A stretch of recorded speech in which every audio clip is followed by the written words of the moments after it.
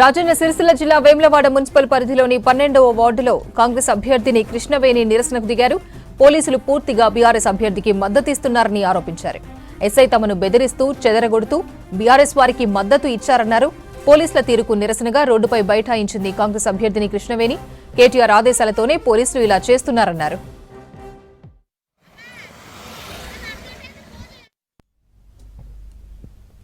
మరోవైపు 4వ వార్డులో బీఆర్ఎస్ అభ్యర్థి తరపున ఆయన సతీమణి మరొకరి ఐడీ కార్డుతో పోలింగ్ కేంద్రంలో కూర్చున్నారని ఆరోపించారు కాంగ్రెస్ నాయకులు. తర్వాత ప్రత్యర్థి ఆరోపణ చేయడంతో ఆమెను బయటకు పంపించారు. బీఆర్ఎస్ అభ్యర్థిపై చట్టరీత్యా చర్యలు తీసుకోవాలని డిమాండ్ చేశారు కాంగ్రెస్ అభ్యర్థి తోటరాజు. బీఆర్ఎస్ పార్టీకి కేటీఆర్ గారు సపోర్ట్ చేస్తూ మరి ఎస్ఐ గారికి వాళ్ళందరికీ కాల్ చేయడం జరిగింది, సిఐ గారికి. మరి వాళ్ళు వచ్చి మమ్మల్ని భయభ్రాంతులకు గురి చేయడం జరుగుతుంది. ఇంతకుముందు 2020లో లేనటువంటి రూల్స్ని 2026లో ఎట్లా క్రియేట్ చేస్తారు?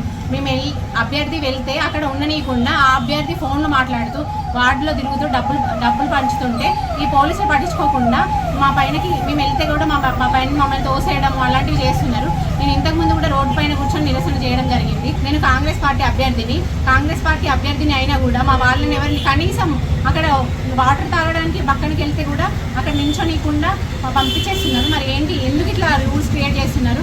ఆ ఎస్ఐ గారు పర్టికులర్గా 100% బీఆర్ఎస్కి సపోర్ట్ చేస్తున్నారు. ఐడెంటిటీ కార్డు ఆమె మెడలేసుకొని కూకుండి అందులో అందరికీ చెప్తున్నది ఓటేయమని. అలాగే పోలీసులు వచ్చి ఆమెను తీసి ఆమెను బయటకు పంపించడం జరిగింది.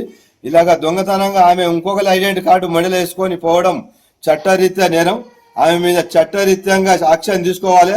ఆమెకు అర్జెంటుగా ఆమెకు యాక్షన్ తీసుకోవాలి, కేసు చేయాలని కోరుతూ, అలాగే ఇంకొక కార్డు మీద కూడా వాళ్ళ తమ్ముడు వచ్చి కూకున్నాడు.